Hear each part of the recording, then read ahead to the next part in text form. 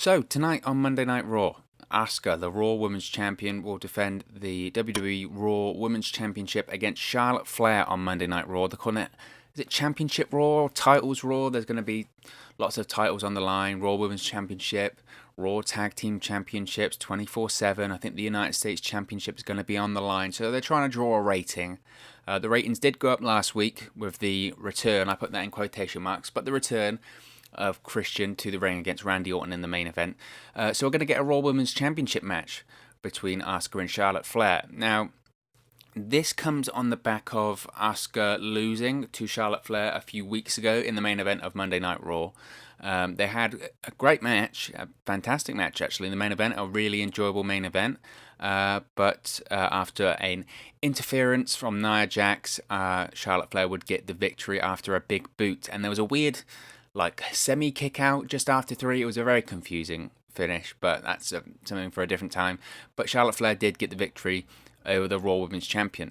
Now, a lot of people said at the time this was to get Charlotte Flair a win back after losing the NXT Women's Championship at NXT TakeOver in Your House.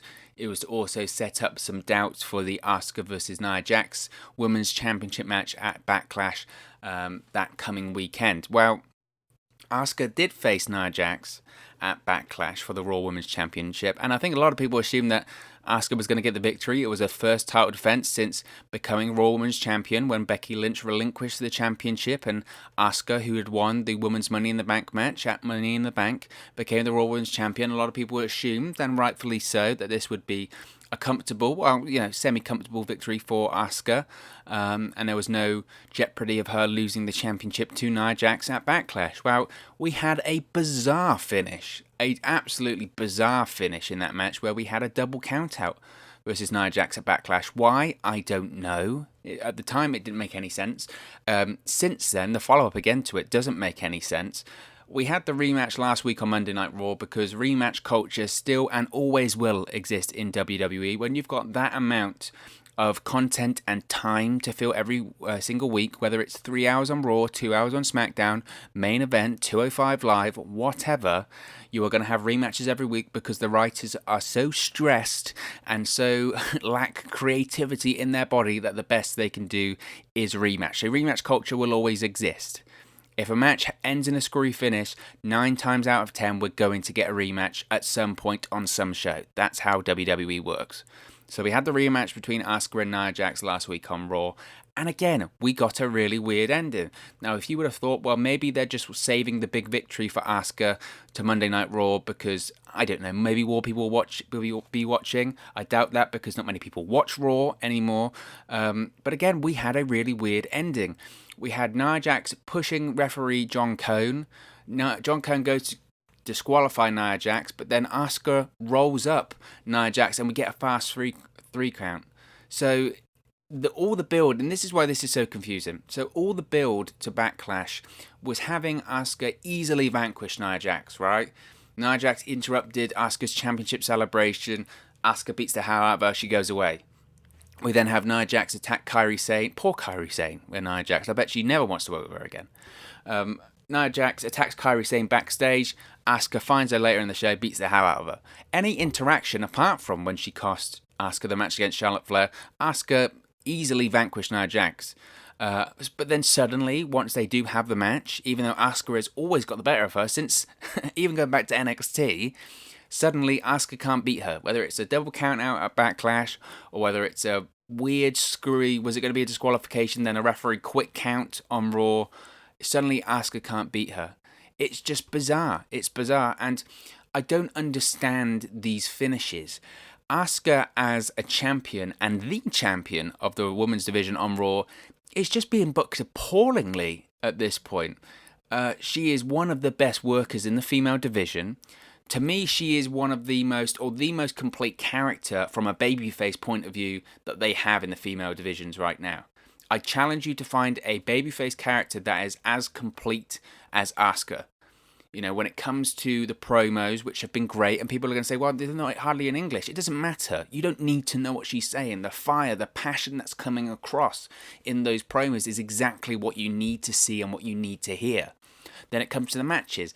I defy anyone to try and find a competitor that can come close to Asuka in the ring. You think to the minds of like Io Shirai and maybe a Charlotte Flair, in fairness, but Asuka is right up there. So you've got the promos, you've got the matches, then you've got the entertainment, then you've got the character, you've got the look of the face paint and the mask as she comes out to the ring, the robe. Everything works. And I've said this for the longest time, especially on Monday Night Raw. Asuka was, without a shadow of a doubt, the MVP of these empty arena WWE Performance Center shows that they did. Now, they've obviously got the NXT recruits in the audience now with some friends and family. Let's not even go into that at this point. But when they did have those empty arena shows and they were, look, we don't know what's going on. At some points, I remember for one match, for commentary, they just put Asuka out there on commentary because she was probably more entertaining than what was actually going on in the ring at the time. That's how good Asuka was during these empty arena shows. Her promos were great, her matches were great, and it would appear that she won over a lot of people backstage, and they said, look, here's the ball, Becky's gone, Asuka's in, you're going to be the person we're going to run with now. And she needs to be elevated to the babyface female on Monday Night Raw right now. Becky Lynch is gone. You know, she's not going to come back for a long time. She's pregnant, she's off building a family. Who knows if and when she'll come back. But Asuka now, as the replacement for Becky Lynch, as the top babyface female on Raw, she can't convincingly win her first title defense? I mean, are you kidding me? That doesn't make any sense. It doesn't make any sense. Now, it's been reported, and it was a story that made the rounds over the last sort of 7 days or so, that did make me laugh, to be honest. It said Charlotte Flair is in line for, quote, a big push soon. A big push. Which, I mean, made me laugh because when hasn't she had a big push? Let's be honest here. She is a 12-time women's champion, if you count the NXT championship runs, which you should. She has had over 66 title matches in 6 years. She has been on Raw, SmackDown, and NXT post-WrestleMania and prior to WrestleMania. She won the NXT Women's Championship at WrestleMania. And at this point, with hindsight, which of course is a beautiful thing, seemingly she won the NXT Women's Championship at WrestleMania for no reason at this point other than we need to give Charlotte a title win at WrestleMania and we need to give Charlotte Flair something to do. Because she didn't add really anything to NXT programming, really, did she? It didn't elevate the brand. The ratings went down. Now, I know what you're going to say, and I totally agree with you. That isn't just due to Charlotte Flair. There were several reasons. The pandemic, the empty arena shows, no fans, confusion, etc., etc. But Charlotte Flair's victory at WrestleMania for the NXT Women's Championship, it just screams WWE wanted to give Charlotte Flair something to do at WrestleMania. We can't have Charlotte Flair not doing anything at WrestleMania. I mean, the world would explode. Okay, Charlotte Flair needs to have a title shot at WrestleMania and she needs to win. And the NXT Women's Championship, that's what was given to Charlotte Flair. And her opponent, Rhea Ripley, I mean, she's looked great ever since. She's had a ton of momentum ever since, right? No, she hasn't.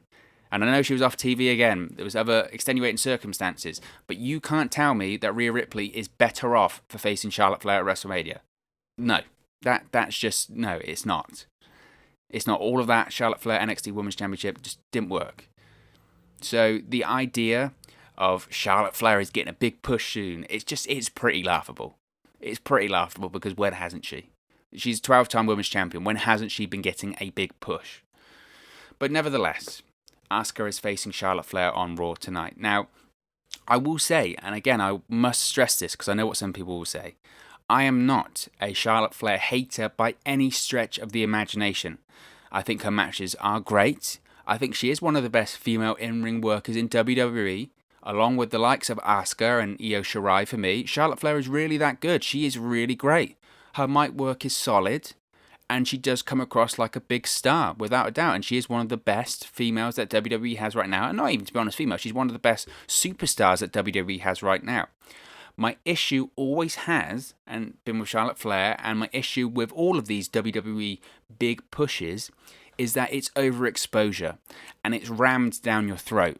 It's constant, and it's just way too forced. There is no sense of anything being organic to these big machine-like pushes that they get. I know people go, the phrase isn't it, get the machine behind it, but that's what it feels like. It's just bang, bang, bang. And that's what turns people against a lot of these big pushes eventually, because it's just constant. It's constant. It's slapping you in the face. Like this person, like this person, like this person. This person's great. This person's great.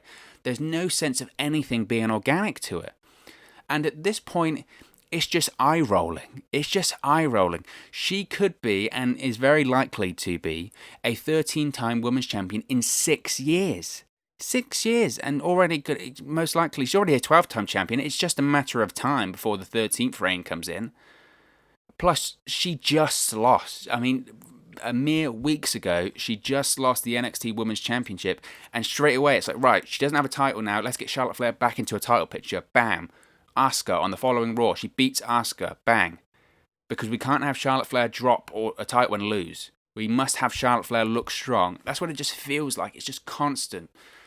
And then on that Raw, I didn't mention this, on that Raw where she defeated Asuka in the main event, in the opening match of the show, they had Charlotte Flair and Asuka, a makeshift tag team, by the way, who hate each other, beat the Women's Tag Team Champions and the number one contenders for the Women's Tag Team Championships, both established tag teams.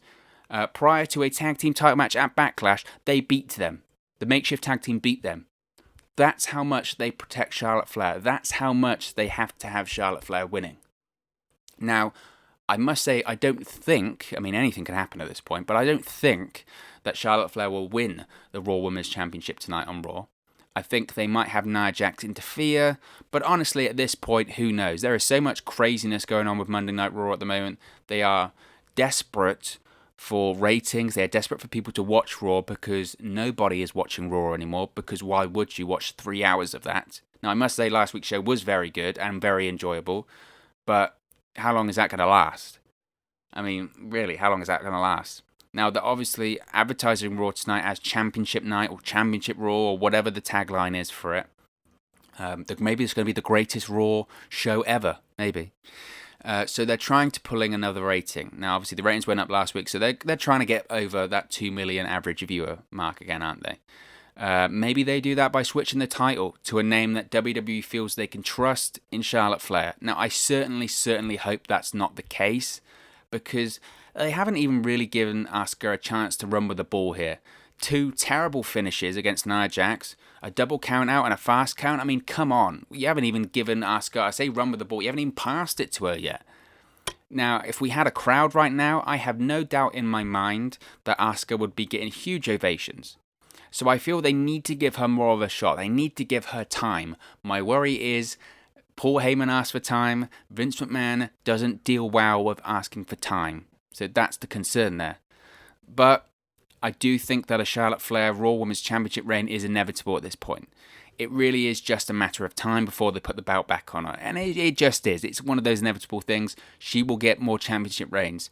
And I doubt we're going to have to wait very long to see that. I don't think it'll be tonight, but I think a Raw Women's Championship reign for Charlotte Flair is certainly on the horizon. That's just my opinion, though. Of course, as I mentioned, it's just my opinion. What are your thoughts on Asuka vs Charlotte Flair on Raw tonight? Will you be watching Raw? Do you think that Charlotte Flair is overpushed? Is it forced down our throats? How long would you have Asuka be the Raw Women's Champion for? And do you think a Charlotte Flair Raw Women's Championship reign is inevitable? Let me know in the comments section below. Don't forget to like, share, and subscribe to Wrestle News 365. Be sure to follow us on all of our social media platforms that are on the screen right now. At 365 Wrestle on Twitter and at Wrestle News 365 on Facebook or Instagram.